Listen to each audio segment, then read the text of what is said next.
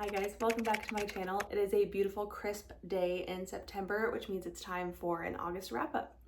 I ended up reading 8 books in August, which is actually really exciting because the month prior I was in a huge book slump and could not get myself to read anything. So in August I told myself that I would actually read books that I wanted to read and not books that I was hearing were so great from other people. And I just, did it the old-fashioned way and read the back of the book, and I had a great reading month. There was a 2-star, but I kind of saw it coming, so I'm not really surprised with that one. The rest of the books, however, were pretty good, and I really enjoyed reading them. The first book that I read in August was Weyward by Emilia Hart, and I actually really enjoyed it. You follow 3 generations of women that come from the same family and learn that they all have a sort of connection with nature, insects, and birds. It is heavily implied that they're witches, but I don't know if it ever states in the book that they're witches. It maybe does once or twice, but you know that they come from a family of witches, a lineage of strong women, and it kind of goes through each of their hardships in life. And the whole book is really about like female resilience and empowerment, and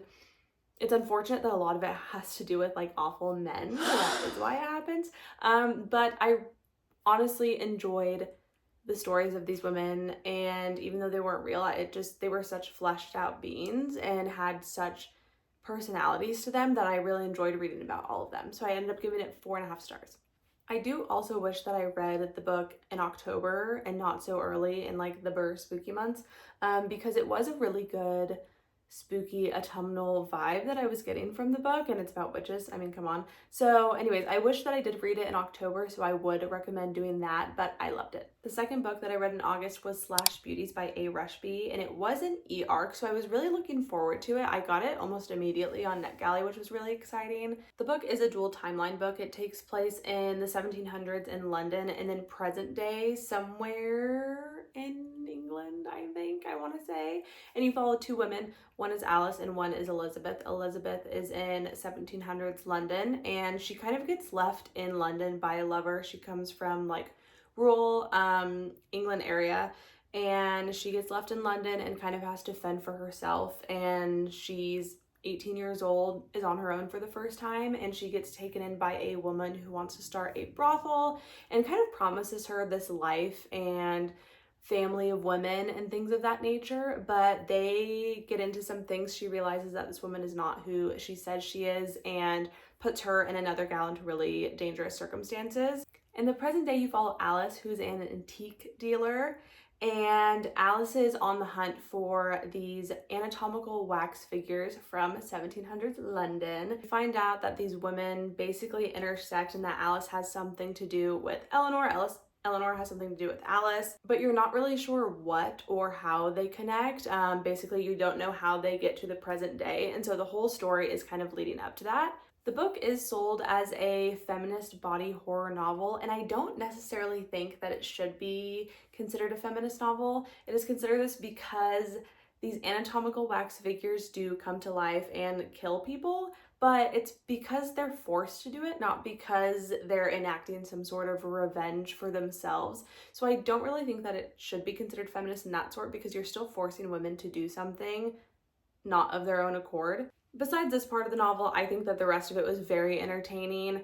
I do think that I was disappointed about that aspect because I thought it was going to be more horror crime-esque, and it was really just like sad, honestly. I really felt for Eleanor as a character. I think that she was young and naive, but she was put into awful circumstances, and I really loved Alice as a character. I thought she was very fleshed out. There's sort of a mystery element about Eleanor that the author was pertaining to over and over again, which I really enjoyed because it just basically made me fly through the book. I did end up rating it 3.5 stars. I do still think a 3-star is a great book. It is a very entertaining book, but there was some sort of disconnect there. I think this 3.5 instead of like the 4 or 5 was just because it was a kind of misleading, and at the end of the day, the book wasn't exactly what I thought it was going to be about. We still followed the plot of the book pretty well, but at the end of the day, there were just other aspects that didn't hit the mark for me. After that, I read Ready or Not by Cara Bastone. It was my first Cara Bastone book, and I was really excited for it.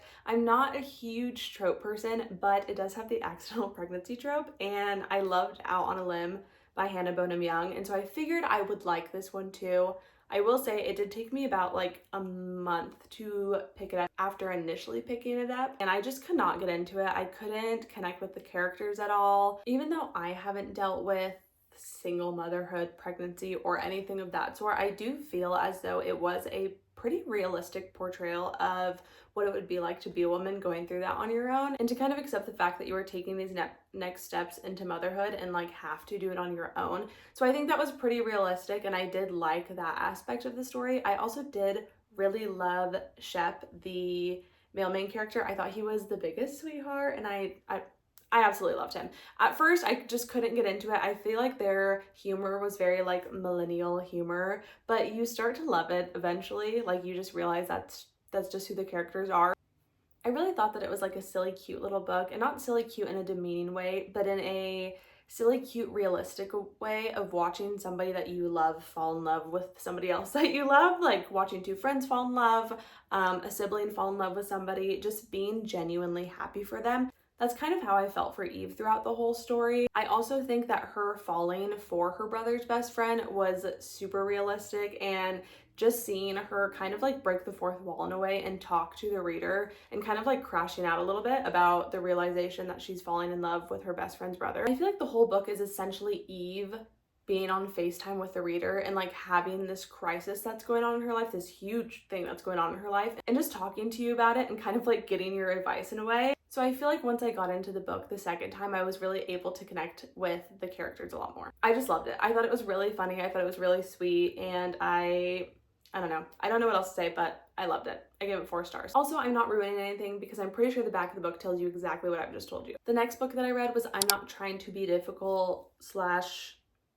Stories from the Restaurant Trenches by Drew Nieporent. I'm Not Trying to Be Difficult, Stories from the Restaurant Trenches. Drew Nieporent. I believe that's how you say his last name. This was also an e-arc that I got, and I was super excited for this one because it is about Drew and him basically just being in the restaurant industry his entire life and how he worked his way up. And as someone who has been in the restaurant industry for a long time, I was really interested to hear his side of things. Now, I will say before reading this, I did not know who Drew was. I did not realize that he started Nobu and a bunch of other like super well-known restaurants in New York City and California and other places. I honestly had no idea. So I was pleasantly surprised when I was reading this to find that out as I went on in the book, especially considering that he came from starting on a cruise ship as a server and then like slowly worked his way up to being a captain in a restaurant. And this is like East Coast big money restaurants, I feel like, not the type of restaurants that I'm used to. So it was kind of a world for me to delve into and learn more about, which I was really interested in. Like, I feel like the restaurant industry there is another monster than the restaurant industry that I'm used to. So I felt like it was kind of this restaurant fantasy world that I see in like TV shows and movies that are set in New York. So I was able to picture everything, but it was crazy hearing the reality of things. I did really appreciate the fact that you can tell that Drew appreciates both front of house and back of house and can see how they kind of harmonize to create the perfect dining experience for guests. I feel like he sees the dining experience as a theatrical performance in a way from the second that guests walk in. Like, what are they viewing? What are they seeing, smelling, hearing? And that goes up until they eat their food and then leave the restaurant. He really touched on these aspects when he was starting to build his restaurants and kind of get, you know, the atmosphere, the feel, what he wanted things to look like. I really loved the fact that he thought about all these things and wanted guests to have the best experience ever. I feel like there are a lot of people and a lot of cultures that place such a high importance on food because of the emotional aspect that food has. I don't even know how to explain it, but just like what food can do, how food can bring people together, how food can bring out emotions in somebody and create such a nostalgic feeling for others. I think that is like in Ratatouille at the end where the critic eats the food and it takes him back to his childhood. Like, that's the only thing that I can use to explain it. I feel like that mixed with all of these cultures that put food at like the forefront of who they are because their food brings people together and creates community. And then you also have like Anthony Bourdain and Ina Garten and all of these celebrity chefs in a way that have done all these amazing things and growing up on that, that's nostalgic for me, and I feel like a lot of people from my generation. And you mix all of these things together and you get people that have such a love and appreciation for food. I think that is perfectly communicated in his book, which I really love, and it was really fun to read about. I will say there was some drama. It is a book about his life after all, so he was talking about some health things that he went through, his relationship. He was in New York City, so he talked about 9/11 and how it affected his business and his life and COVID and all those types of things, which was really interesting to read about as well, really informational, because I am so far from the East Coast and I was one when 9/11 happened, so hearing about those things was really informative. Overall, I thought it was a really great book. I really enjoyed reading it. It was my Kindle read before I would go to bed every night, so I'd read a couple chapters and be like, yeah, that's kind of realistic about the restaurant industry, and then learn more things, which was really exciting for myself. So I gave it 4 stars. The next book that I read was Heir by Sarah J. Maas, and let me tell you, I do not like this series. This is a series that everybody was saying that I should start, and so after years of me putting it off, I finally started it, and I have not been impressed at all. I read Assassin's Blade first and then Throne of Glass. I have it on my shelf. I don't remember what, Heir, I think. I'm on Crown of Midnight. No. Crown of Midnight was the last one? No. Heir was the last one. Girl. Assassin's Blade, Throne of Glass, Crown of Midnight, Heir, and I'm on Queen of Shadows. I say I'm on Queen of Shadows, that's one I need to read next, but I have not picked it up. And it's been a month. I really think that these books are so insufferably slow, and I can't fully get into them. I think Throne of Glass was entertaining in the sense that, no, it wasn't even entertaining. I feel like I don't even remember what happens in these books now, because they're consecutive in a timeline. I'm defeated right now. These books are consecutive in a timeline, so because of that, they all just kind of bleed into each other, so I kind of forget what happens in each one. Heir specifically, I do think the last 100 pages, pretty good. Hey, it was pretty good. Everybody was like, you're gonna love it at the end. However, I don't believe that it should take 4 books for a series to get really good. Overall, I'm extremely disappointed in the series because I thought that it was going to be such a great one, and maybe that's my fault for putting such high expectations on the author, but I have not been impressed by the series in the slightest. I do like the characters. I do think that they are well fleshed out characters because there has been so much of them in these books. At the end of the day, I'm not really impressed.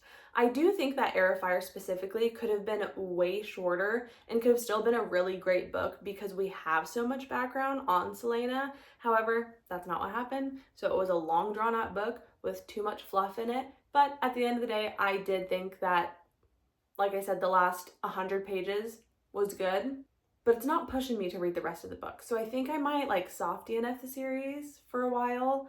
I was gifted the box set, so I do have them on my shelf. I will probably keep them on my shelf so that I read them eventually, but I'm putting them down for now. I really don't have much more to say about this book or this series. I gave it a 3.5.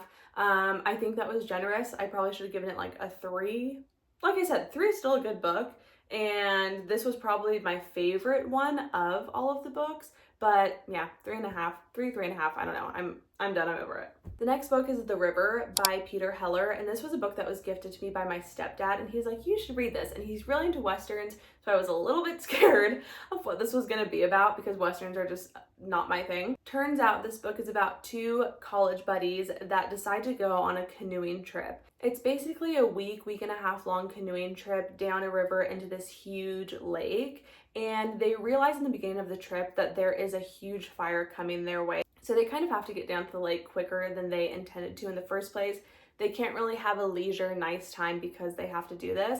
So we already have one problem going on. The problem is that they hear a couple fighting, and the next day they come across the man, but there's no woman with him. And this is a pretty rural area, so they know that this man had to have had the woman with him. They find the woman, she is badly beaten up, and the man pretty much runs away from them. The story kind of becomes a whole whodunit. Who is this couple? Where did they come from? Why are they separated? Why is she beat up? And they're also running against the clock of the wildfire that's coming in. So it's a really like edge of your seat book, especially if you're an outdoorsy person. I will say the water canoeing aspect, river things were kind of difficult for me to understand just because I don't understand canoeing, kayaking, that sort of lingo. but I was still able to really get into it. I also thought that it was beautifully written. It was my first Peter Heller book, so it was the first time I've ever experienced this author's writing. And based off of the writing alone, I do want to read more of his books. I actually have another one of his books somewhere. I do feel like The River can be read as a standalone, but the second one that I have is kind of like a prequel because one of the characters is in it. So I am excited to read it. I will be reading it soon. The River, the first book, was unexpectedly heavy, so I feel like I had to put it down and then kind of like sit with it for a little bit. But overall, it was a really great book. I actually really recommend it, and I gave it 3.5 stars. I lied. I gave it 3.75 stars. The last book that I read was Lord of the Flies by William Golding, which you're probably like, girl, what are you doing? I decided that I wanted to read one classic a month. This honestly kind of seemed like the easiest classic that I can get into. I realized that it was only like 200 pages or less. It was a really short book. So I figured that I can kind of knock it out. It was kind of hard to get through. And I don't know if it just felt like because I was back in school. I did read it in school. I didn't remember much. Also, I've heard somebody say that it's such a boys' book, and I didn't really understand what they were saying at first. Like, duh, I knew that it's about a bunch of schoolboys that get stranded on an island because their airplane's shot down, and they're basically figuring out how to survive on this island without any grown-ups is like the main deal. And of course, there is a whole deeper meaning of the book about the innate primal nature of humans and if we are all evil when someone's not watching us and yada yada yada, all this stuff.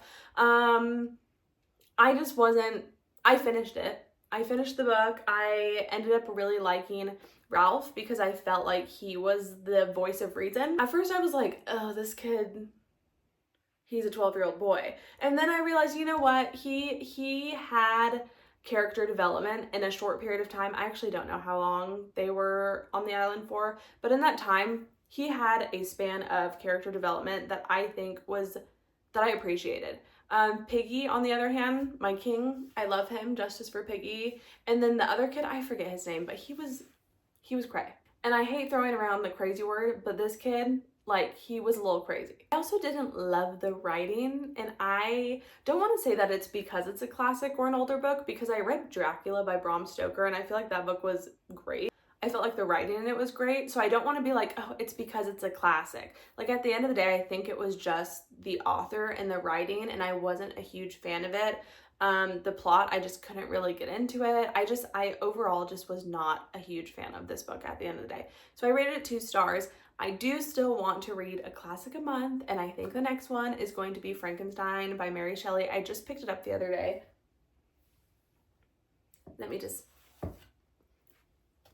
I got it for $4 at a used bookstore. Clearly this is why I got it for $4, but I didn't realize it was such a short book, and maybe it's just because of the way that like the edition is, I think, is probably why it seems so short, especially because the words are a little small. I do think I also read this in school, but I don't remember. But I am excited to read it and get into this. I think a big part of why I'm excited to get into classics is because just I love all of the books of today. I feel like the classics, at least a lot of the classics that you read in school, there's a lot more symbolism and double meanings in them that you learn in school. I kind of have that background knowledge now going into these books again so that I can dive deeper and annotate all those things. I found my East of Eden copy from when I was in high school that's like fully annotated. So I'm kind of excited to read it again and sort of like have this internal conversation with not only the text, but like with who I was during that time and seeing how my thoughts and opinions on things change if they have. So anyways, those are the books that I read in August. I also wanted to do a quick like music and what I'm watching wrap up or of what I did watch in August because I just really enjoyed all the media that I consumed in August. So for songs, we have No Return by Craig Wedren, I think is how you say it. And this was the theme music for Yellowjackets. I just got into Yellowjackets, girl. I know I'm late to the game. I just finished season 2. I thought there were only 2 seasons because that's all that's on Netflix. Turns out there's 3 seasons, so I still have a whole season to watch.